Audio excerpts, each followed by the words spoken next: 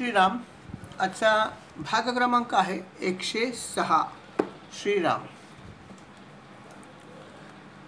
एकामागे एक संकट येत होती आणि जात पण होती। प्रत्येक वेळेस हे सगळे नंद वगैरे जे आहे ते भगवंताचे आभार मानायचे, काय काय करायचे, दृष्ट काढायचे, अनेक गोष्टी करायचे। करता करता त्यांना असं वाटलं की आपल्या ह्या मुलाचं नामकरण काय झालेलं नाही आहे। तेव्हा आपण नामकरण संस्कार सुद्धा एक महत्त्वाचा भाग आहे, तेव्हा हा संस्कार आपण आता करूया। कदाचित त्याच्यामुळे सुद्धा काही गोष्टी घडतील पॉझिटिव्ह अजून, असं त्याला वाटलं आणि त्याप्रमाणे त्यांनी ठरवलं की आपण संस्कार करूया। आणि म्हणून त्यांनी गर्गाचार्य जे होते ते त्यांच्या कुलाचे पुरोहित होते, जे अतिशय तपस्वी सुद्धा होते। या गर्गाचार्यांना त्यांनी गोकुळामध्ये बोलवलं। गोकुळामध्ये गर्गाचार्य आले। गर्गाचार्यांना बघितल्यावर ते अर्थात नंदाने त्यांचं छान स्वागत केलं, त्यांची पूजा केली, आदरातिथ्य केलं आणि नंतर म्हणाला की भगवंत की आपण या ठिकाणी आलात, खरंच माझं भाग्य की आपल्यासारखे हे एवढे मोठे तपस्वी असे या ठिकाणी आलेत। तेव्हा मी आपली काही सेवा करू शकतो तर सांगा, जेवढी करता येईल तेवढी मी केलीच आहे। अशा प्रकारे जेव्हा नंदाने उद्गार काढले तेव्हा ते म्हणाले की सेवा तुलाच काय इच्छा असेल तर सांग, मी तुझ्यासाठी काय करू, मी तुझ्यावर प्रसन्न आहे। तेव्हा नंद म्हणाला की असं आहे की माझं तर मनामध्ये काही काम आहेच आहे, त्यात काही शंकाच नाही आहे, परंतु आपल्याकडून मला एका अशा गोष्टीची अपेक्षा आहे की जी आम्हाला कोणाला करता येणार नाही। कारण आपण महातपस्वी आहात, आपण ज्योतिषशास्त्राचा सुद्धा अभ्यास केला आहे आणि म्हणून मला असं वाटतं की काही गोष्टी आपण जर केल्यात तर माझ्या मुलावरती खूप कृपा होईल। ते म्हणाले बोल काय कृपा करू। म्हणाले असं आहे की माझी अशी इच्छा आहे की माझ्या मुलांचं नामकरण अजून झालेलं नाही, या दोन्ही मुलांना नामकरण संस्कार अजून झालेले नाही, तेव्हा ते तुम्ही जर केलेत तर फार बरं होईल। गर्गाचार्यांनी शांतपणे ऐकून घेतलं आणि म्हणाले की असं आहे की मी यदुवंशाचा पुरोहित आहे, हे सर्वत्र प्रसिद्ध आहे। पूर्वी ही पद्धत होतीच की प्रत्येक कुलाचा एक कुलाचारी नेहमी ठरलेला असायचा आणि तो त्याच कुलाचे सगळे करायचा, असं ठरलेलं होतंच। आणि त्यामुळे ते म्हणाले की मी तर तुमच्या कुलाचा म्हणजे यदुवंशीयाचा पुरोहित आहे, हे सर्व जगाला माहिती आहे। त्यामुळे मी तुझ्या मुलाचं बारसं करायला पाहिजे, आपल्या शब्दात किंवा नामकरण संस्कार करायला पाहिजे, हेही बरोबर आहे। पण जर मी हे केलं तर हा जो पुत्र आहे हा देवकीचा पुत्र आहे आणि तुझी एक तर वासुदेवाबरोबर घनिष्ठ मैत्री पण आहे। त्यामुळे याच्यामध्ये एक धोका असा आहे की कंसाला आधीपासून संशय आहेच की मुलगा जिवंत आहे, तर त्याला समजलंच आहे त्या देवीकडून, पण तो कुठे जन्माला आहे हे त्याला माहीत नाही आहे। आणि देवकीच्या 8व्या गर्भापासून कन्या जन्माला आली हे त्याला तर काय पटत नव्हतं। त्याला खात्री होती की काहीतरी दगा झालेला आहे, काहीतरी कपट झालेलं आहे आणि नक्की मुलगा जन्माला आला आहे, पण तो कुठे आला समजत नाही। आणि देवकीच्या पुत्रापासूनच मृत्यू आहे हेही ठरलेलं आहे। तेव्हा जर मी या मुलाचं जर नामकरण इथे केलं तर त्याला हे लक्षात येईल की हा तोच पुत्र आहे आणि तो लगेच येऊन तुझ्यावरती आणि तुझ्या गोकुळावर हल्ला करेल आणि मग असं झालं तर खूपच खराब गोष्ट होईल। फक्त तुलाच नव्हे तर अन्य सर्व लोकांना सुद्धा त्रास होईल। तेव्हा मला ही गोष्ट करायला सांगू नका, अशी गोष्ट केल्याने तुमची संकटं वाढू शकतात, तुमचा जो हेतू आहे तसा होणार नाही, तेव्हा विचार करा, असं मला करायला सांगू नका। गर्गाचार्यांनी अतिशय बरोबर सांगितलं होतं, खोडून काढण्याचा प्रश्न नव्हता।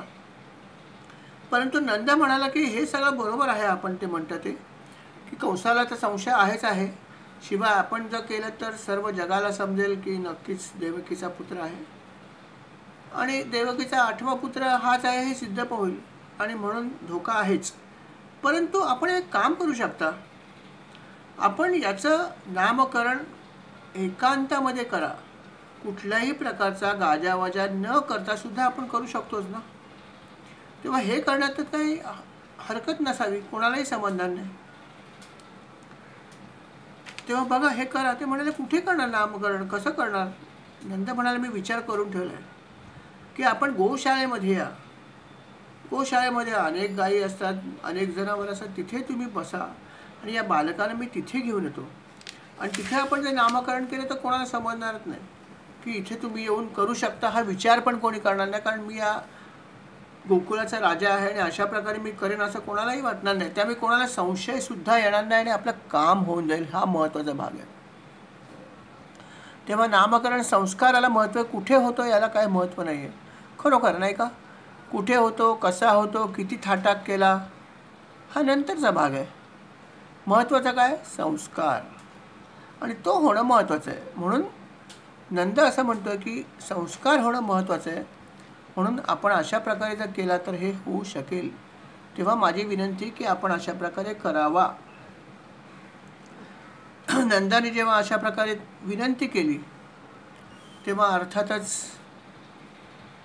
गर्गाचार्यांना ही गोष्ट पटली. ते म्हणाले बरोबर आहे, संस्कार होण्यालाच महत्त्व आहे, तेव्हा आपण करूया. ते म्हणाले हरकत नाही, गुप्तपणे ही गोष्ट आपण करूया. कुठल्याही प्रकारचे कोणालाही समजता कामा नये की मी अशा प्रकारची गोष्ट करतो आहे. आणि मग अर्थात एक दिवशी, त्या दिवशी नाही केला अर्थात, कारण तयारी तर करावीच लागते गुप्तपणे केले तरी. त्यामुळे एक दिवस कोणालाही नकळत गुप्तपणे गर्गाचार्य आले. दोन्ही बालकांना ते अर्थात त्या गोशाळेमध्ये नेऊन ठेवलेलंच होतं आधीच.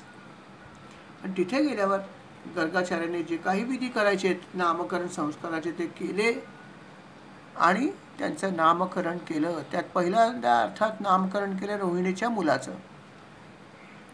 आणि ते म्हणाले की या मुलाचं नाव मी राम असं ठेवत आहे.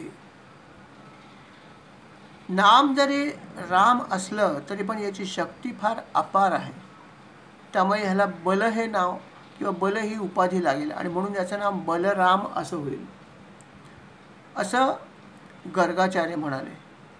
ते म्हणाले याच्याशिवाय ह्याला अजून एक नाम मिळेल, ते म्हणे संकर्षण. कारण यादव कुल किंवा ह्याचं कुल वेगळे असं काही भेदभाव ठेवणार नाही, म्हणून पण एक संकर्षण नावाचं सुद्धा नाव त्याला पडणार आहे. असा हा पहिला पुत्र आहे. अर्थात दुसरा पुत्र तुझा जो आहे हा सावळ्या रंगाचा आहे. या पुत्राचं वैशिष्ट्य असं आहे की ह्या पुत्राने सावळ्या वर्णाच्या प्रत्येक युगामध्ये यांनी वेगवेगळ्या ठिकाणी वेगवेगळ्या प्रकारे प्रगट झालेला आहे. काही युगामध्ये त्यांनी पांढरा रंग आवडीचा स्वीकारला, काही ठिकाणी लाल रंग स्वीकारला, काही ठिकाणी पिवळा रंग स्वीकारला आहे. आता त्याने कृष्ण वर्ण स्वीकारलेला आहे आणि कृष्ण वर्ण त्याने स्वीकारला आहे म्हणून याचं नाव आपण कृष्ण ठेवूया. आणि हेही लक्षात ठेव, तुझा हा जो पुत्र आहे हा सामान्य नाही.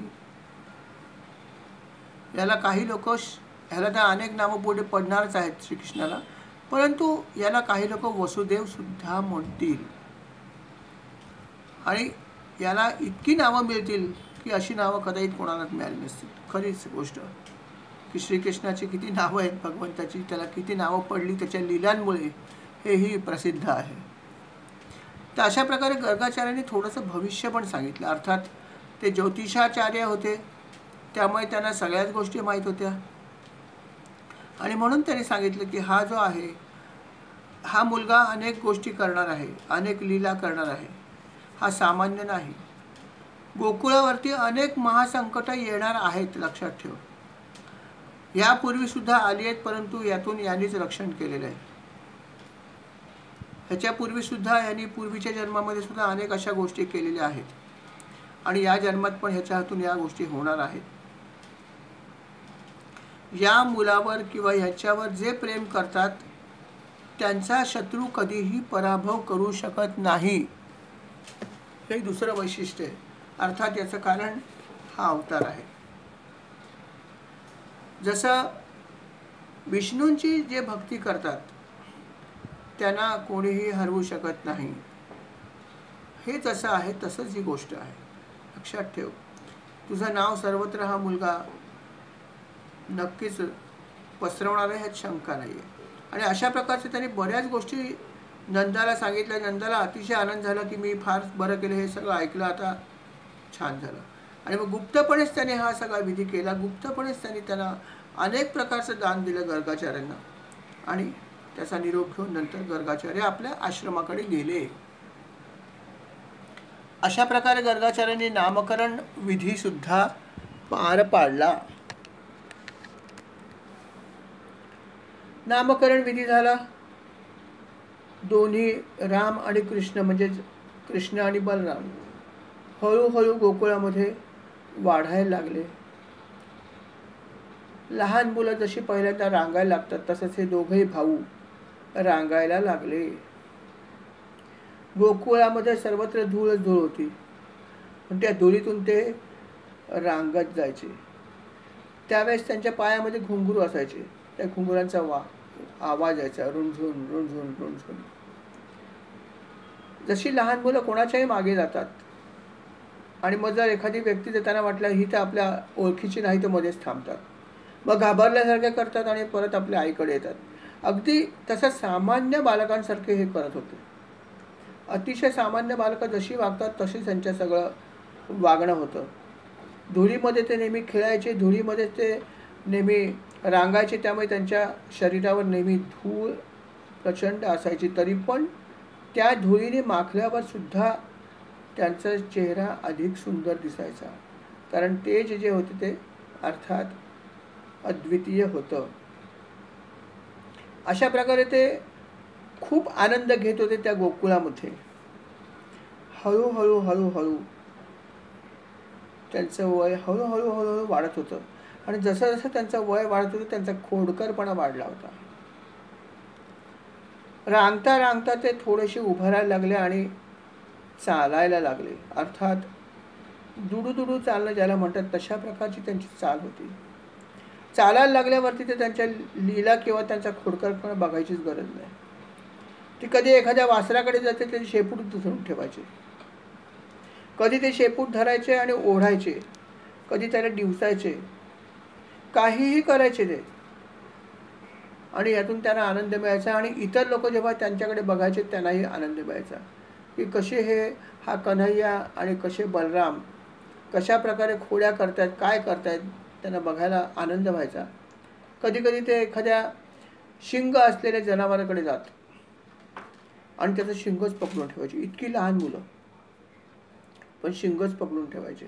तेव्हाच बाकी लोक धावत यायचे आणि त्याला उचलून घ्यायचे. अरे काय करतोस काना, अरे शिंग मारेल ना. पण अर्थात ते निर्भय होते आणि अशा प्रकारे ते अनेक गोष्टी करत होते.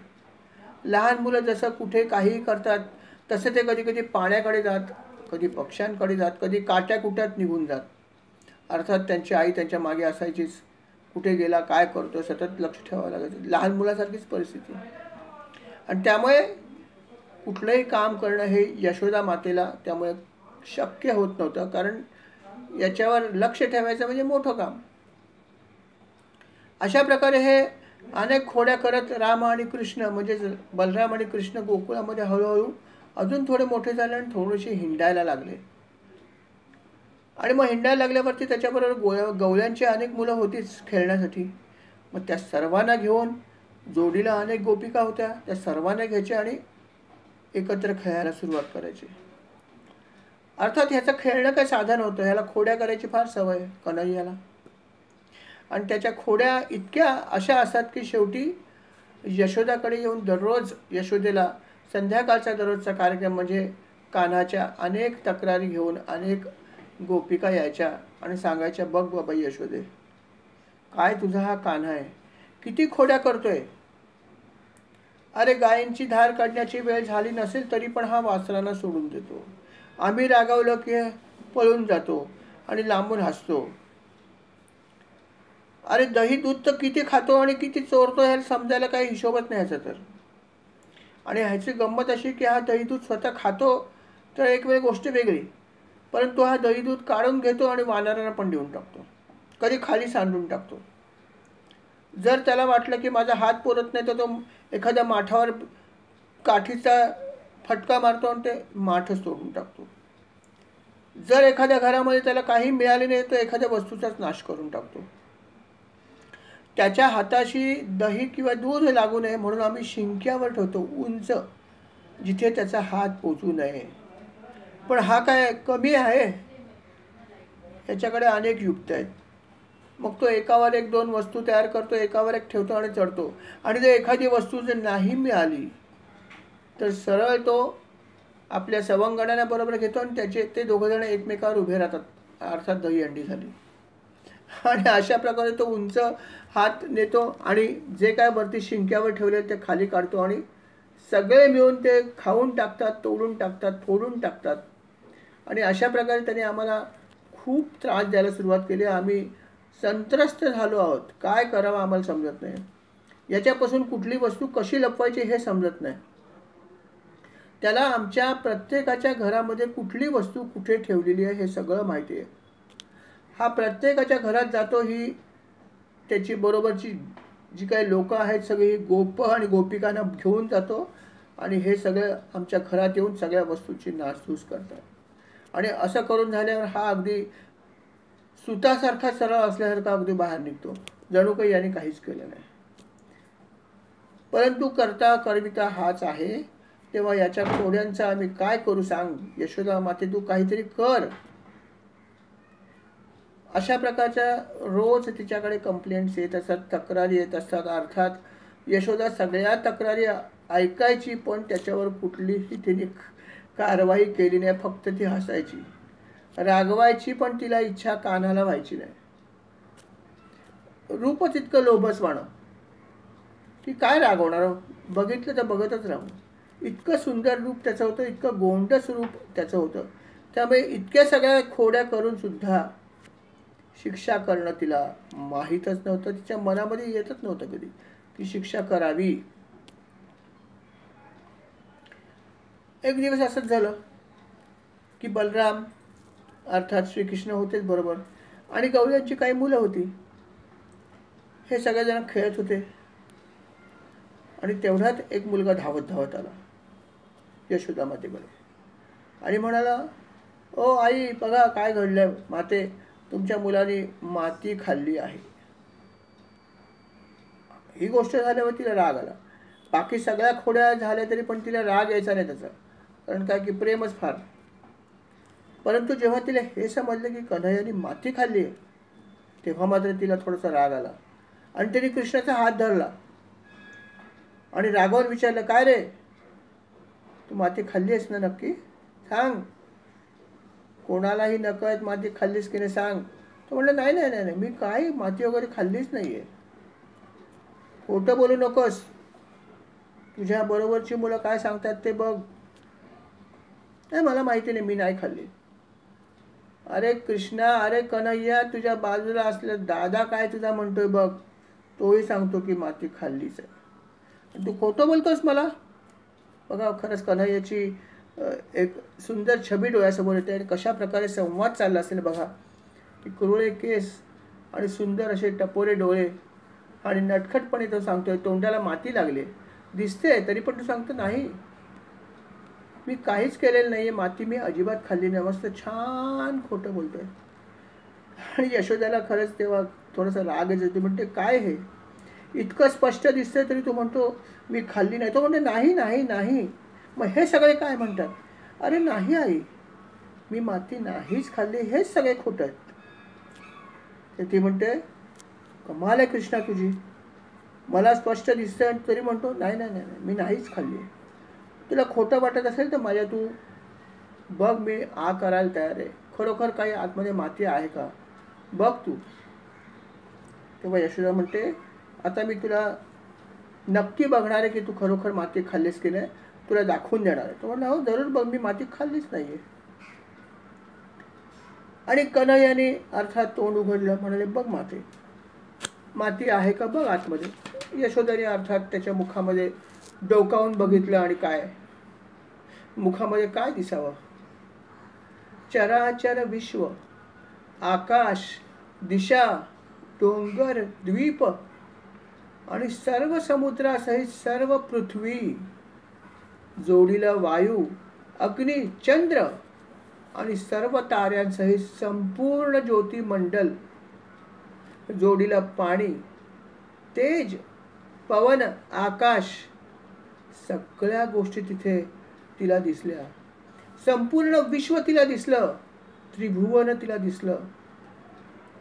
आणि हे सगळं जेव्हा तिने बघितलं भगवंताच्या मुखामध्ये, श्रीकृष्णाच्या मुखामध्ये, तेव्हा तिच्या मनामध्ये विचार आला, हे जे काही मी बघते ते खरं आहे की स्वप्न आहे?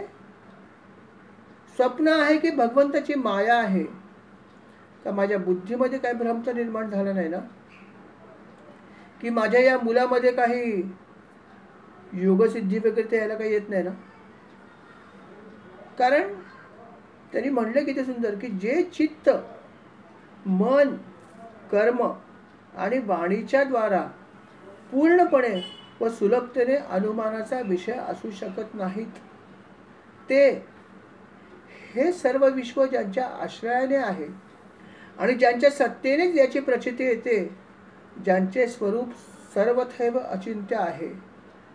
नक्की परमेश्वरा ही तुझी लीलाच असणार. बघा परमेश्वराचं वर्णन किती त्यांनी छान केलं. कशा प्रकारे की परमेश्वर कसा आहे, तर चित्त, मन, कर्म आणि वाणी यांचा कितीही वापर केला तरी सुद्धा अनुमानाचा विषय सुद्धा होऊ शकत नाही. अनुमान पण घेता येत नाही या गोष्टीने. आपल्याला म्हणतो माझं मन आहे, चित्त असं आहे, मी असं करतो, माझी वाणी तशी आहे वगैरे वगैरे, काही नाही. या सर्व गोष्टींनी तुम्ही कितीही जरी अनुमान केले तर अनुमान सुद्धा करू शकत नाही, असा परमेश्वर आहे. आणि अशा या परमेश्वराच्या ठाई सर्व विश्व आहे आणि याच्याचमुळे विश्व चालतं आहे. त्याची प्रचिती सुद्धा जर याची इच्छा असेल तरच येतं. असा हा परमेश्वर आहे की ज्याचं स्वरूप सर्वथैव अचिंत्य आहे. याचं तुम्ही कुठूनही चिंतन करू शकत नाही, समजणारच नाही परमेश्वर कसा आहे. असा हा परमेश्वर आहे. या परमेश्वरालाच मी आता शरण जाते, त्यालाच मी नमस्कार करते. बाबा रे, मी तुझ्या चरणी शरण आले आहे. बघा अजून किती सुंदर वाक्य आहे की ही मी आहे आणि हे माझे पती आहेत, तसेच हा माझा मुलगा आहे. त्याचबरोबर मी व्रजराजाच्या सर्व संपत्तीची स्वामिनी, धर्मपत्नी आहे. या गोप गोपी गोधन माझे आहे. अशा प्रकारची कुबुद्धी ही ज्यांची माया आहे ते भगवंत. बघा काय सुंदर सांगितलंय. हे सगळं मी तर म्हणतो आपल्याला पण लागू नाही का? की जसं ती म्हणाले की सर्व संपत्ती जे काय आपली असेल ती फुटकी तुटकी, माझी धर्मपत्नी, माझे सवंगडी, माझं धन, माझी बुद्धी, म्हणजे असं ज्यांना वाटतं आहे की हे सगळं माझं आहे, हे असं वाटणं म्हणजे ही माझी कुबुद्धीच आहे. आणि ही कुबुद्धी कशामुळे आली आहे? ही सुद्धा भगवंताची माया आहे. ही कुबुद्धी उत्पन्न व्हायचं कारण ही त्यांची माया आहे. असे हे भगवंत आहेत. खरोखर किती यथार्थ वर्णन केलं की ह्या सगळ्या गोष्टी आपल्याला वाटतात मी माझं आहे, हे माझं आहे, ते माझं आहे, हे सगळं आहे. ही कुबुद्धी आहे आपली. त्याचं कारण म्हणजे त्यांची माया. आणि अशी जे माया करणारे भगवंत आहेत त्या भगवंताला मी शरण आले. किती सुंदर वर्णन केलं आणि किती सुंदर प्रार्थना केली की अशा प्रकारचे भगवंत आहेत त्याला मी शरण आले. अशा प्रकारे यशोदाच्या मनामध्ये विचार येत आहेत आणि ती म्हणते काय आहे खरं मला समजत नाही आहे. तिच्या मनामध्ये अशा प्रकारची भावना जेव्हा आली तेव्हा अर्थात भगवंताला हे लक्षात आलं की आपली माता जे आहे हे सगळं बघितल्यावरती तिचं मन जे आहे ते गरगर फिरतं आहे. तिच्या मनामध्ये अर्थात अनेक प्रकारच्या भावना आलेल्या आहेत आणि ती आपली मन लावून प्रार्थना करते आहे. तेव्हा भगवंताने परत एकदा लीला केली. क्षणभर तिने सगळं बघितलं. त्यावेळेस तिला लक्षात आलं की कदाचित हा भगवंत असू शकेल, कारण असं सगळं फक्त भगवंतालाच दिसू शकतं. ते भगवंताच्या चरणीच असेल तर दिसेल असं तिला ज्ञान झालं होतं. तेवढ्यात भगवंताने परत एकदा आपली माया पसरली. योगमायेचा त्याने वापर केला आणि तिच्या हृदयामध्ये योगमाया शिरली. आणि योगमाया तिच्या हृदयात शिरल्याबरोबर यशोदा मातेने जी घटना आत्ता बघितली होती, ज्यामुळे तिला इतक्या गोष्टी तिच्या मनामध्ये आल्या होत्या ज्या अगदी बरोबर होत्या, त्या ती दुसऱ्या क्षणी विसरून गेली की ह्या माझ्या अलौकिक मुलाच्या तोंडामध्ये विश्व दिसतंय, म्हणजे हा नक्की परमेश्वरच असावा असं वगैरे तिला जे काही वाटलं ते दुसऱ्या क्षणी ती विसरून गेली. कारण भगवंताने परत एकदा ही माया पसरवली आणि त्या मायेमुळे अर्थात ती सर्व गोष्टी विसरून गेली. तिला विस्मरण झालं आणि विस्मरण झाल्यावर दुसऱ्या क्षणी एखाद्या सामान्य मुलाविषयी जसं वाटावं तसं तिला वाटलं. तिने त्याला उचलून घेतलं परत एकदा जवळ, आणि जवळ घेतल्यावर ते अर्थात तिला भगवंताचं प्रेम आलं. प्रेमाचा पाना फुटला आणि तिने परत त्याला स्तनपान करायला सुरुवात केली. सगळ्या तक्रारी राहिल्या एकीकडे. सगळ्या गोपिका म्हणतात की तोंड मोठ्या उत्साहाने बघितलं या मुलाचं, पण तोंड बघितल्यावर परत एकदा विसरून गेली आणि याला आपल्या जवळ घेतलंय. काय करावं आता या यशोदा मातेचं आणि काय करावं कृष्णाचं.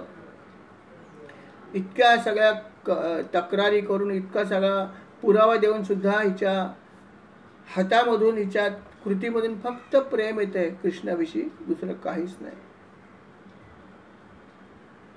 असे ही भगवंताची लीला होती की त्याने असं म्हणलं की सर्व वेद, सर्व पुराण, सर्व योग, सर्व उपनिषद सगळे जे आहेत ते भगवंताचंच गान करतात. सगळे भगवंताचंच गान करतात. सर्व त्याच्या चरणी सेवा आहे. आणि अशा या भगवंताची तिने नम्रपणे जेव्हा प्रार्थना केली तेव्हाच भगवंताने तिला हे दाखवलं क्षणभर आणि परत एकदा तिला आपल्या मूळ पदी आणलं. कारण पुढची लीला कशी करणार, पुढे जे काही भगवंताला करायचं ते जर करत असताना जर तिला हे सगळं दिव्य गोष्टी आठवल्या तर अडथळा निर्माण झाला असता. म्हणून भगवंतानी परत एकदा तिला आपल्या मूळ जागे आणून ठेवलं. ही लीला राजा ऐकत होता. परीक्षित राजा सगळं ऐकतोय, मन लावून ऐकतोय. राजाने विचारलं मुनीवर, काय भगवंताची लीला आहे. खरंच किती भाग्यवान हे लोक ना की जे भगवंताच्या सान्निध्यात राहिले. खरोखर काय असं पुण्य होतं हो. त्यांचं पुण्य असल्याशिवाय असं घडू शकत नाही का. साधा एखादा सत्संग जरी घडायचा तरी आपल्याला पुण्यच पाहिजे हो. आणि इथे तर प्रत्यक्ष भगवंताचा सहवास. तेव्हा मुनीवर मला हे सांगा की नंदाने असं कोणतं मोठं पुण्य केलं होतं. तसंच यशोदा मातेने काय केलं होतं. नक्की तपश्चर्या केली असेल. अशा गोष्टीशिवाय होत नाही. अर्थात याचा उल्लेख भागवतामध्ये याच्या आधीच्या कथेत आलेलाच आहे. परंतु राजाने प्रश्न विचारला. अर्थात तो हेही म्हणाला की जिथे भगवंताला तिने स्तनपान करायला गेलं किती नशीबवान आहे, किती पुण्य आहे तिचं. आणि या भगवंताने ते इतक्या लीला केलेल्या आहेत आणि त्या इतक्या पवित्र आहेत की त्यांचं श्रवण आणि कीर्तन जर केलं कोणी तर त्याची सगळी पापं नाहीसे होतात असंही भागवतात सांगितलं आहे. असा हा भगवंताच्या लीला आहेत. खरोखर किती सोपा उपाय खरं पाहिलं तर, की खूप कठीण कठीण प्रकारच्या गोष्टी करणं आणि नंतर पुण्य मिळवणं, पण सर्वात सोपा भाग म्हणजे श्रवण करणं आहे. आणि ते पण गोष्टीरूप लीला आहेत सगळ्या. की भगवंताच्या लीला सुद्धा जर आपण केवळ ऐकल्यात तरी आपल्या चित्तामध्ये खूप पावित्र्य निर्माण होतं, आपलं चित्त शुद्ध होतं. आणि म्हणून श्रवण करणं कम्पॅरेटिव्हली सोपं आहे आणि त्याच्याने आपल्या चित्तामध्ये खूप फरक पडतो. आणि याच्यात स्पष्टपणे त्याने म्हणलं की त्यांचे श्रवण आणि कीर्तन करणाऱ्या लोकांचे सर्व पाप ताप नाहीसे होऊ शकतात. आणि म्हणूनच अनेक ज्ञानी पुरुष सुद्धा, म्हणजे ज्यांच्याकडे अनेक प्रकारचं ज्ञान आहे तरी पण ते म्हणतात माझं सुद्धा जर चित्त कधी जर अशुद्ध झालं असेल, काही गोष्टींमुळे होतं. आता आपण काम करतो 4 ठिकाणी, अनेक गोष्टी आपल्या असतात, कुठे ना कुठेतरी आपलं काहीतरी बिनसतं, काहीतरी होतं, प्लस मायनस होत राहतं. आणि अशा वेळेस आपलं चित्त जे अशुद्धच होतं ना. कधीतरी आपल्याला खूप वाईट वाटतं, कधीतरी खूप राग येतो, कधीतरी एखाद्या गोष्टीचा लोभ निर्माण होतो, म्हणजे चित्त अशुद्ध झालंच आहे ना. मग चित्त अशुद्ध झाल्यावर परत शुद्ध कसं करणार. अशुद्ध व्हायला 1 मिनिट लागत नाही. एका फटक्यात अशुद्ध होतं. कोणी आपल्याला कटू बोलले की राग आला, कोणी आपला अपमान केला की आपल्याला वाईट वाटलं, एखादी खूप चांगली गोष्ट बघितली की आपल्या मनात लालसा निर्माण होते. कुठलीही असो, कुठल्याही प्रकारची लालसा जर आपल्या मनात निर्माण झाली तो पदार्थ बघून तर झालं, वासना निर्माण झालीच ना. त्यामुळे वेळ लागत नाही, वस्तू फक्त बघा, मग ती जीवित असो किंवा अजीवित असो. वासना निर्माण झाली की आपलं चित्त अशुद्ध झालं. वेळ लागत नाही. ज्या प्रकारची वस्तू त्या प्रकारे तुमचं चित्त किती शुद्ध आणि अशुद्ध होणार हे त्या वासनेवर अवलंबून. कुठल्या प्रकारची वासना आहे. साधी वासना असेल एखादी छोटीशी तर ठीक आहे, पण जर एखादी मोठी वासना असेल ज्याची मुळं खूप डीप आहेत तर कठीण काम. कुठली आहे ते फार महत्त्वाचा भाग आहे. परंतु कुठलीही जरी असली गोष्ट ती बघितल्यावरती आपल्याला त्यातून वासना येता कामा नये. म्हणून तर दृष्टीला फार महत्त्व आहे की आपली नजर जी आहे ते सगळ्या गोष्टी बघत असते. आणि नजर बघितल्यावरती त्या नजरेमधून अनेक गोष्टीचं ज्ञान जे आहे ते आपण घेत असतो. नेत्र आपले पाठवत असतात मेंदूकडे, अरे खूप सुंदर आहे, छान दिसतंय, मस्त गोष्ट आहे, खाऊन बघ. काही ज्या गोष्टी खायच्या नसतील त्या पहिल्या चांगल्या वाटतात. अगदी वडापावची गाडी दिसली आणि तळत असं, अरे गरम गरम वडापाव आहे, खायला पाहिजे. तुम्ही म्हणाले याच्यात वाईट काय? वाईट आहे तसं म्हणलं तर आहे सुद्धा आणि नाही सुद्धा. आहेचा भाग असा आहे की शक्यतोवर परांना खाऊ नये. नाईलाज असेल तर गोष्टी वेगळी की मी बाबा आता घरात नाही आहे, मला घरी जायला वेळ आहे, मला खूप भूक लागली आहे, मी राहू शकत नाही वगैरे वगैरे काही असेल तर एखाद वेळेस क्षम्य आहे, खा वडापाव, काय करणार. परंतु अदरवाईज अशा गोष्टी खाताच कामा नये. आणि ते परांनाच आहे ना. जरी तो वरून वरून गरम वाटला, तुम्हाला वाटतं की छान गरम आहे ना, म्हणजे निदान संसर्ग होणार नाही. बाहेरच्या वस्तूमध्ये अनेक वस्तू त्या आहेत त्या अशुद्ध असतात. गरम असेल तर त्यामध्ये कुठलेही जंतुसर्ग नसतो, एवढं ज्ञान आम्हाला असतं. त्यामुळे आम्ही गरम वडापाव खातो. अरे काय संसर्ग नाहीच आहे, गाडीवर खाल्लं तर काय फरक पडतो, गरम आहे, चहा चालेल ना, गरम आहे ना, काय होतंय. हे सगळं ठीक आहे. विज्ञानाच्या दृष्टीने तुम्हाला संसर्ग होणार पण नाही. पण अशा गोष्टी खाल्ल्याने तुमच्यावर जो सूक्ष्म परिणाम होतो त्याचं काय. अशा आहारातून जे तुमच्या वृत्तीवर परिणाम होतो त्याचं काय, तो दिसत नाही म्हणून चालते आम्हाला वडापाव. पण म्हणून अशा गोष्टी सुद्धा आपण टाळल्या पाहिजेत. परान्न सेवन करू नये शक्यतोवर, अगदी नाईलाज झाला तर. पण हे का करतो. गाडी बघितली की तोंडाला पाणी सुटलं, अरे वडापाव किती मागच्या वेळेस खाल्लेला मस्त होता. अजून पण काही लोक असतात, अरे खूप छान होतं, थांबव गाडी आपण जाऊया जरा, वडापाव घ्यायला वेळ लागत नाही, गाडीत बसून खाऊ. काही काही लोक वडापाव खायला येतात, कुठून कुठून येतात. अनेक ठिकाणचे वडापाव प्रसिद्ध आहेत, वेगवेगळ्या शहरामध्ये वेगवेगळ्या ठिकाणी खूप काही गोष्टी प्रसिद्ध आहेत. वसईत पण काही ठिकाणी असे आहेतच ना की लोक तिकडे वडापाव किंवा वेगळ्या प्रकारच्या काही गोष्टी मिळतात त्या खायला जातात. अर्थात ते हा विचार करत नाहीत, मला आवडतो, तारीफ केलेली आहे. कोणते सांगतो तिकडे जाऊन बघ, तिकडचा पण वडापाव छान आहे, तिकडे मूग वडा बोलतो. हो काय, चला, एक वासना नवीन निर्माण झाली. कधीतरी आपण जाणारच, वासना निर्माण झाली ना, आणि खाणारच. असा विचार केला तर ठीक आहे. पण वासनेला आपण वाव दिलात ना उत्पन्न व्हायला, आणि आपलं मन दूषित झालं, शरीर पण दूषित झालं. मन तर ठीक आहे, पण शरीर दूषित होणारच, आणि शरीर दूषित झालं की मन पण होणार. हे दोन्ही एकमेकाला संलग्न आहे. आणि म्हणून वासनाच निर्माण होता कामा नये. हा सगळ्यात महत्त्वाचा भाग आहे. परंतु त्याच्यावर नियंत्रण करणं हे खूप कठीण. म्हणून आपण आपल्या हे जे आपले काही अवयव आहेत महत्त्वाचे, विशेषतः डोळे, कान, कारण ह्या दोन गोष्टीमुळे सगळा अनर्थ घडतो. नंतरचा भाग, नंतरची ज्ञानेंद्रिय कर्मेंद्रिय नंतर वापरतो आपण, पण पहिल्यांदा बघतो आणि ऐकतो. या दोन गोष्टीमुळे सगळा घात करतो. म्हणून या दोन गोष्टीवर नियंत्रण ठेवा. काय बघायचं ते नीट विचारपूर्वक बघू नको त्या गोष्टी. आणि हल्लीची तुम्हाला माहितीच आहे, हल्ली टेक्नॉलॉजी फार पुढे गेली आहे. तुम्हाला जर एखादा आध्यात्मिक व्हिडिओ बघायचा असेल, तुम्ही म्हणाल, असा विचार केला ते माझं कालचं निरूपण राहिलं आहे, मी टाकते व्हिडिओवर, यूट्यूबवर ऐकू इच्छिते कालचा भाग. तुम्ही जरी टाकलं तरी पण तुम्हाला पहिल्यांदा असे सगळे व्हिडिओ दिसतील जे बघूच नाहीत. कारण असं होणारच. आणि चुकून जरी तुम्ही थबकलात तर ते तसे व्हिडिओ परत परत येत जातात. आणि चुकून जरी मी एखादा बघितला तर मोह निर्माण झाला, माझं मन स्पॉईल झालं. इतकं हे खूप कठीण भाग आहे. अध्यात्म मार्ग वाटतो तेवढा सोपा नाही, खूप त्याची संहिता पण आहे. पण आपण प्रयत्न करत राहायला पाहिजे की फक्त चांगल्या गोष्टी बघाव्यात. बुरा मत सुनो बुरा मत कहो, बुरा मत देखो जे आहे ते अगदी करेक्ट आहे. हे जे काही 3 गोष्टी आहेत ते खऱ्या गोष्टी आहेत की याचा वापर नीट केला पाहिजे, अन्यथा आपण कधी खाली येऊ माहीत नाही. आणि अशा प्रकारे शुकमुनी ते म्हणतात की बाबा रे, म्हणून तू एक गोष्ट सोपी तुला मी सांगतो की चांगल्या गोष्टी ऐकत जा. निदान तू चांगल्या गोष्टी ऐकल्यास तरी पण तुझं चित्त जे आहे ते शुद्ध होईल. कारण अशुद्ध कधी होतं तुला लक्षात पण येत नसेल. पण शुद्ध होण्याचा मार्ग म्हणजे साधी गोष्ट म्हणजे तू अशा प्रकारच्या सुंदर कथा ऐक. त्या ऐकल्याने सुद्धा तुझं अशुद्ध झालेलं चित्त शुद्ध होईल.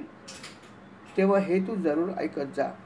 हे परीक्षित राजाला शुकमुनी सांगतायत. आणि ते म्हणाले की द्रोण आणि अर्थात नंद आणि अर्थात त्यांची पत्नी हे पूर्वजन्मी तपश्चर्या केलीच होती. त्यांचं नाव द्रोण होतं आणि पत्नीचं नाव धरा. आणि अर्थात जेव्हा त्यांना पृथ्वीवर यायचं होतं त्यावेळेस त्यांनी जे काही तपश्चर्या केली होती त्या तपश्चर्येमुळेच अर्थात त्यांना हा जन्म मिळाला. आणि त्यांच्या इच्छेप्रमाणेच त्यांच्या तपश्चर्येला अनुसरूनच ही गोष्ट घडली की दोघांच्या पोटी जे आहे ते भगवंत जन्माला आले. प्रत्यक्ष नाही आले, परंतु यशोदा आणि नंदाला त्याचं सहवास मिळाला. त्याचं कारण त्याचं पुण्यच होतं. त्याचं पुण्य असल्यामुळेच हे सगळं घडलं. आणि अनेक वर्ष सहवास जो आहे तो त्यांना मिळाला. देवकीला नाही मिळाला. त्याच्या अनेक कथा आहेत. कथेला कथा खूप आहेत की हे का घडलं, त्यांना का सहवास मिळाला नाही, ह्यांनाच काय मिळाला. अनेक कथा आहेत रामायणापासूनच्या. त्या सगळ्या कथा आहेतच. परंतु महत्त्वाचा भाग हा आहे की आपलं पुण्य असल्याशिवाय अशा गोष्टी घडत नाहीत. हे त्रिवार सत्य आहे. अहो, साधं भगवंताचं नाव येण्यासाठी सुद्धा आपण म्हणतो, परंतु पुण्य पाहिजेच. पुण्य नसेल तर काहीच होत नाही. अरे, देवळासमोरून जाऊन सुद्धा लोक साधा नमस्कार काय, देवळामध्ये सुद्धा आले तरी महाप्रसाद घेतील, पण एक माळ कोण जप करणार नाही. शेवटी लिहून ठेवलं आपण ते देवळामध्ये की देवळात आल्यावर किमान एक माळ जप करावा. एक माळ ठेवलेली आहे. का तर खरं पुण्य त्यामध्ये आहे. फक्त महाप्रसाद घेतल्याने जर पुण्य लाभलं असतं तर आपण दिवसभरात 2-3 ठिकाणी तरी जाऊन आलो असतो. जिकडे कुठे महापूजा चालू आहे प्रसाद घेतला की 2 वेळेचं जेवणही सुटलं आणि पुण्यच पुण्य. काही न करता आरामात पुण्य मिळालं असतं, नाही का? पण असं नाही. केवळ प्रसादाने खूप पुण्य मिळत नाही. मुळात महत्त्वाचा भाग आहे की नाम घेणं. म्हणून महाप्रसाद घ्यायचा असेल तर थोडी सेवा आपण केली पाहिजे. नुसता प्रसाद घेतल्याने किंवा नुसते पैसे टाकल्याने पण होत नाही. पैसे तर ठीक आहे, तुम्ही टाका जरूर, की महाप्रसाद आम्ही असा घेणार नाही. दान आहे, चांगली गोष्ट आहे. पेटीत तुम्ही जरूर तुम्हाला घडेल ते टाका. परंतु पॉसिबली नाम घ्या. तिकडे जेवढा वेळ आहे एक माळ तरी जप करा आणि मग दान करा तुम्हाला हवे ते जमेल ते, आणि मग प्रसाद घ्या ना. त्याला काहीतरी अर्थ निर्माण होईल. कारण आपण साधना मार्गामध्ये आहोत, इतरांसारखं नाही आहोत. आपण साधक आहोत. तेव्हा या गोष्टीचं भान ठेवा आणि त्या प्रकारे आपण वागण्याचा प्रयत्न करा. शेवटी प्रत्येक गोष्टीतून बोध काय घेतो याला फार महत्त्व आहे. बोध जर आपण नाही घेतला तर ऐकून काय फायदा श्रवणाचा. श्रवणातून आपण ऐकलं, त्याचं इम्प्लिमेंटेशन केलं पाहिजे. हा सगळ्यात महत्त्वाचा भाग आहे. आणि भगवंतांनी तर या जेवढ्या लीला केलेल्या आहेत त्या सर्व लीलांमधून अनेक गोष्टी शिकायची संधी दिली आहे. आणि ह्या भगवंताने अनेक लीला केलेल्या आहेत. जेव्हा भगवंत गोकुळामध्ये होते आणि यशोदा जी आहे ती अर्थात त्यामुळे खूप त्रासली होती. आनंदाची पण एकीकडे आणि त्रास पण व्हायचा की काय करावं, या माझ्या मुलाला सांभाळायचं कसं. हा मला 1 मिनिटसुद्धा वेळ देत नाही. सतत काही ना काहीतरी याचे उद्योग चाललेले असतात आणि मला बाकी कामं आहेत ना, ती कधी करावी असाही तिला प्रश्न पडला. मग तिने घरामध्ये काही दासी आणल्या. ती म्हटली आता बरीचशी कामं माझी आहेत, तुम्ही काही कामं करा, पण काही महत्त्वाची कामं आहेत ती मी करेन. आणि महत्त्वाच्या कामामध्ये अर्थात दही घुसळणं आणि त्यातून लोणी काढणं हे तिचं आवडतं काम होतं. आणि ती म्हणायची हे मी माझ्या हाताने स्वतः करेन. आणि ते नेहमी असं करायची. नेहमी ती हे काम ती नेहमी स्वतः करायची. आणि हे काम करत असताना सुद्धा भगवंत तिच्या आसपास यायचे. आणि भगवंत नसले तर तिला भगवंताची आठवण व्हायची. आणि मग त्यांच्या आठवणीमध्ये तिला परिश्रम काहीच व्हायचे नाही. ती सगळं विसरून जायची की मी एवढा मोठा डेरा आहे, तो घुसळते आहे. तिला काही वाटायचं नाही, कारण भगवंताचं एकदा आठवण झाली की त्या आठवणीमध्ये सगळं विसरून जायची. इतकं भगवंताचं लीला अशी होती की त्याला आठवलं तरी ती सगळं विसरून जायची. आणि एकट्यानेच अनेक वेळ ती घुसळत बसायची. अशा प्रकारे तिने अनेक वेळा हे केलेलं आहे.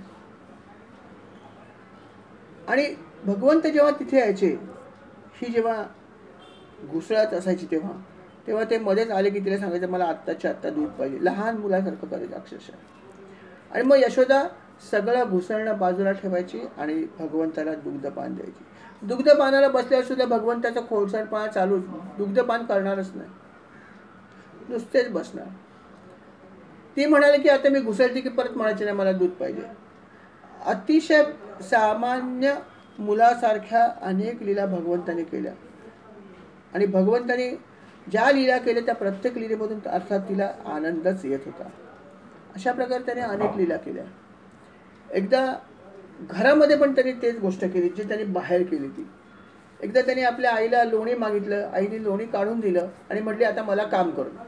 आणि तिने अर्थात तिचं घुसळण्याचं काम जे आवडतं होतं ते करायला घेतलं. झालं, आई घुसळते म्हणलं चला बरं झालं, मग आता मी काहीतरी दुसरं करतो. तिकडे एका शिंक्यावरती छानपैकी एक मोठं मटकं ठेवलं होतं आणि त्याच्यामध्ये लोणी होतं. खरं पाहिलं तर कृष्णाला लोणी मिळालेलं होतं, तरी पण खोडसाळपणा आणि खोडसाळपणा सुचल्यामुळे त्याने विचार केला की हे लोणी आपल्याला पाहिजे. मग काय करणार, कसं घेणार, कोणी जवळपास कोणीच नव्हतं, काय करावं. तेव्हा तिथे जवळ एक उखळ होतं. मात्र पण छान झालं आता हे आता आपण उखळावर जर उभं राहिलो तर आपल्याला ते लोणी काढता येईल. आणि तो उखळावर उभा राहिला आणि एक उडी मारली आणि त्याला हात मारला. हात मारल्यावरती अर्थात ते शिंका जो तो खाली पडला आणि तुटून गेला. सर्वत्र दही दही दही दही सर्वत्र पसरला. आवाज आला. आवाज आल्यावरती अर्थात भगवंतानी पळायला सुरुवात केली. यशोदा माता बघत होती की मला वाटलं की माझा मुलगा आता लोणी खायला दिल्या म्हणल्यावर शांत बसेल, परंतु त्याच्यात खोड्या चालूच आहेत. आता तर माझ्या घरातल्याच त्याला लोणी देऊन सुद्धा त्या शिंक्यावर चढला आणि फोडून टाकलं. आता मात्र तिला थोडासा रागच आला. तिने विचार केला की आता याचा मला काहीतरी बंदोबस्त करायला पाहिजे, याला थोडी शिक्षा केली पाहिजे. शिक्षा केल्याशिवाय हा काही गप्प बसणार नाही. म्हणून तिने हातात छडी घेतली. निदान छडी तरी दाखवूया. हातात छडी घेतली. भगवंताने बघितलं, छडी घेतली, पळायला सुरुवात केली. घाबरल्यासारखं दाखवलं आणि पळ पळ पळ पळ पळतोय. आणि यशोदा माता त्याच्या मागे धावते हातात छडी घेऊन. भगवंत पुढे, यशोदा माता मागे. गंमत कशी आहे बघा की हे लौकिकाचं दृश्य आहे, पण प्रत्यक्षामध्ये कसं आहे की एखाद्या योग्याला सुद्धा त्याच्या मागे जाता येत नाही. आपण जरी म्हणलं की त्याने असं म्हणलं की योगी तपस्येने शुद्ध झालेल्या मनाने सुद्धा ज्यामध्ये प्रवेश करू शकत नाहीत किंवा ज्याला प्राप्त करू शकत नाहीत त्याला पकडण्यासाठी यशोदा त्याच्या मागे धावली. आहे की नाही गंमत? की आपण भगवंताचं जरी उद्या म्हणलं की ध्यान करूया, तरी पण ध्यान करायला गेलं तरी आम्हाला इतर अनेक गोष्टी आठवतील. भगवंताचं रूप फक्त क्षणभर दिसेल, इतर गोष्टीच आठवतील. क्षणभर भगवंत आठवेल, परत 10 क्षण इतर गोष्टी आठवतील. अशा प्रकारे आमची सर्कस होते ध्यान करताना. बरोबर आहे. मनात तो येऊन बसणं तर अजून कठीण आहे, कारण तो कोणाच्या हातात मिळतच नाही. आणि असा हा जिथे योग्यांना सुद्धा त्याचं ध्यान करणं कठीण जातो, असा हा जो भगवंत आहे त्याच्या मागे यशोदा माता लागली होती. आणि हा भगवंत लौकिकामध्ये पळत होता. किती गंमत. भगवंत धावतायत, यशोदा माता त्याच्या मागे. बराच वेळ धावपळ धावपळ झाली आणि भगवंताला थोडीशी दया आली की अरे आपल्या आईला दम लागला. एक तर बिचारी इतकी काम करते आणि परत वरून आपण तिला अशा प्रकारे त्रास देतो. आणि हातात छडी आहे. भगवंताने बघितलं की तिने छडी पण घेतली. तरी पण भगवंताला म्हटलं नाही नाही, आता तिला आपण जास्त त्रास देऊ नये, आणि म्हणून भगवंत थांबले. भगवंत थांबल्याबरोबर ती धावत आली. हातात छडी होती, परंतु भगवंताला छडी मारण्याची काही तिची इच्छा झाली नाही. ती म्हणाली, छे छे छे छे, याला मी छडी नाही मारू शकत. ठीक आहे, हा खूप खोड्या करतो आहे, खूप काही करतोय, हे बरोबर आहे, पण मी याला छडी नाही मारू शकत. शेवटी प्रेम. मग तिने विचार केला की आता पण आज त्याला काहीतरी शिक्षा आपण केली पाहिजे, नाही का? कारण हातामध्ये छडी घेतली आणि जर मी याला शिक्षा नाही केली तर हा परत अशाच खोड्या करेल. माझ्या घरी केली तर एक वेळ क्षम्य आहे, परंतु इतरांचं काय? दररोज या गोपिका येतात आणि मला संध्याकाळी दररोज हाच माझा परिपाठ आहे. आज कुठे मडकं फोडलं, आज कोणाकडे जाऊन गाय सोडून दिली, कुठे जाऊन वासराला त्रास दिला, दररोज ऐकते मी. तेव्हा आज याला थोडीशी शिक्षा आपण करावी. छडी नको मारूया, परंतु काहीतरी शिक्षा करूया. काय करूया? मग तिने विचार केला की अरे वा, इथे हे उखळ आहे ना, या उखळाला आपण बांधूया ना. उखळाला जर बांधलं तर काय प्रश्न येत नाही, त्याला थोडा वेळ शांत तरी बसेल आणि बांधून ठेवल्याची शिक्षा पण त्याला मिळेल, नाही का? आणि तिने असा निर्णय घेतला. आणि कोणाला बांधायला घेतलं? की ज्या भगवंताला आपण बघू शकत नाही, जो भगवंत आत पण नाही आणि बाहेर पण नाही, ज्याला अंत नाही की सुरुवात नाही, जगाच्या आधी आणि अंती तोच आहे, सर्वत्र तोच आहे, सर्वत्र आहे तरी पण दिसत नाही. माझ्या एकाही इंद्रियाला त्याला बघता येत नाही, एकही इंद्रिय त्याला समजू शकत नाही, असा हा भगवंत. आणि याला बांधायला लौकिकामध्ये त्याची आई आली. किती गंमत होती बघा. अर्थात लौकिकामध्ये हे शक्य होतं, प्रत्यक्षामध्ये भगवंत म्हणून हे शक्य नव्हतं, पण तिने ठरवलं की आता याला बांधायचं. उखळ जवळ होतेच, यशोदेने आपल्या या मुलाचा हात धरला घट्ट आणि म्हणले, थांब, तुला आता शिक्षा करते. आणि जवळच एक दोरी होती, अर्थात दोरी घेतली तिने आणि त्याला उखळाजवळ धरून ठेवलं आणि दोरी गोल फिरवली. तिने दोरी फिरवली, परंतु दोरी कमी पडायला लागली, 2 बोटं कमी पडली. तेव्हा तिने विचार केला, ठीक आहे, अजून एक दोरी आणते. अजून एक दोरी तिने आणली आणि ती सुद्धा कमी पडायला लागली, 2च बोटं कमी पडली. मग तिने अजून एक दोरी आणली आणि परत एकदा फिरवली, पण जेवढ्या दोऱ्या ती आणत होती त्या प्रत्येक दोऱ्या ज्या आहेत त्या कमीच पडायच्या. भगवंताला पूर्ण फेरी मारायला गेले तर त्याच्याने फेरी पूर्णच व्हायची नाही, प्रत्येक वेळेस ती कमीच दिसायची. अर्थात भगवंताला बांधणं हे शक्य आहे का? जो कशामध्येच नाही, कशात आहे हे समजत नाही, सर्वत्र आहे पण आणि नाही पण, जे आपण भागवताच्या प्रार्थनेत म्हणतो की एका दृष्टीने आहेही आणि दृष्टिकोन बदलून पाहिलं तर नाहीही, असा भगवंत त्याला कोण बांधू शकतं? यशोदा माता काही त्याला अपवाद नव्हती. आणि हे भगवंताने तिला दाखवून दिलं एक प्रकारे, आणि आपल्याला दाखवून दिलं की भगवंताला तुम्ही बांधू शकत नाही. अहो, भगवंताला बांधण्यासाठी कुठली दोरी लागते? साधी दोरी चालत नाही हो. भगवंताला बांधण्यासाठी भक्तीची दोरी लागते. सर, आपल्याकडे भक्तीची दोरी असेल तर भगवंत स्वतःहून तुमच्याकडे येईल आणि तुम्ही त्याला बांधू शकाल. नव्हे तो म्हणेल बांधा, पण भक्तीची दोरी लागते. अशा दोरीने आपण भगवंताला कोणालाच बांधू शकत नाही. अर्थात यशोदा माता प्रयत्न करतेच आहे, एकामागे एक दोऱ्या आणते, एक दोऱ्या आणते, दोऱ्या संपतायत. दोऱ्या संपल्या, तिच्या घरातल्या आजूबाजूला गोपिका जमल्या होत्या की आपल्या मुलाला कशी शिक्षा करते बघूया. कदाचित इतक्या आपण तक्रारी केल्यात, त्याच्यामुळे थोडीशी दखल घेऊन आज शिक्षा होणार, चला आपण बघूया म्हणून सगळ्या जमा झाल्या होत्या की कशी शिक्षा होते बघूया हा. परंतु जेव्हा हे तिने बघितलं सगळ्या गोपिकांनी की बांधायचा प्रयत्न चालू आहे परंतु दोऱ्याच कमी पडत आहेत. यशोदाने सगळ्या दोऱ्या आणल्या तरी कमी पडल्या, गोपिकांनी पण काही दोऱ्या दिल्या, नाही हे बांध यशोदा माते. पण इतक्या दोऱ्या देऊन सुद्धा भगवंताला कोणीही बांधू शकलं नाही. यातून एकच निष्कर्ष निघतो, नाही का, लौकिकामध्ये त्याला कोणी बांधू शकत नाही. आणि आपण सुद्धा जर भगवंताला जर मिळवायचं असेल तर आपल्याला फक्त भक्तीचंच अस्त्र लागेल. भगवंत कोणाचाच होऊ शकत नाही अन्यथा. बांधणं तर फार लांबचा भाग आहे, परंतु भगवंताच्या जवळ जरी जायचं असेल तर केवळ भक्तच जाऊ शकतो, अन्य लोक जवळ पण जाऊ शकत नाहीत. भगवंताला गाठणं काय साधी गोष्ट नाही आहे. आणि हेच त्यांनी एक प्रकारे ही लीला करून दाखवली की नाही, तुम्ही मला लौकिकातल्या कुठल्याही गोष्टीने बांधू शकत नाही. दोरी हे एक लौकिकातली गोष्ट आहे. तुम्ही कितीही गोष्टी त्याला अर्पण करा. मी श्रीमंत असेल, कदाचित मी त्याला सोनं चांदी अर्पण करेन. अजून काही लोक त्याला अजून काही गोष्टी देतील, काही लोक त्याला 56 भोग पण देतील, त्याला आवडतात सुद्धा, पण तरीसुद्धा तो तुमचा होणार नाही.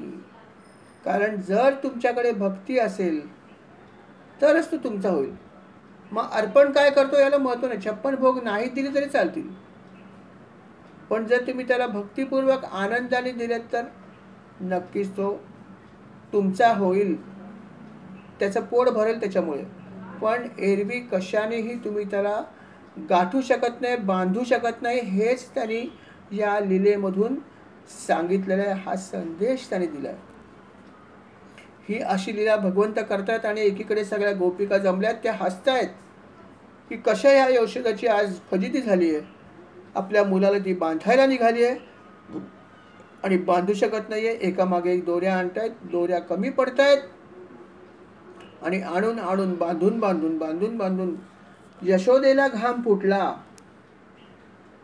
तिने जी फुलाची वेणी घातली होती छान, या सर्व परिश्रमामध्ये ती वेणी सुद्धा गळून पडली.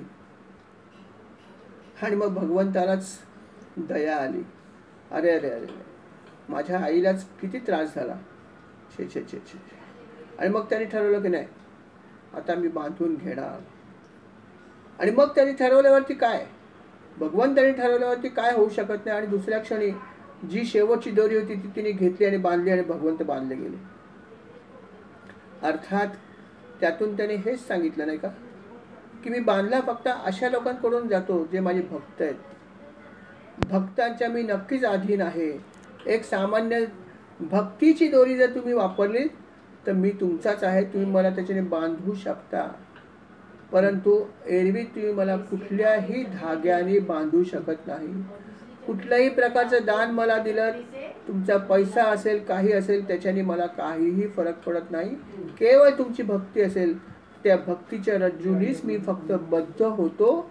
हेच त्यांनी या लीलेमधून दाखवलं. आणि अशा प्रकारे भगवंतांनी स्वतःला बांधून घेतलं.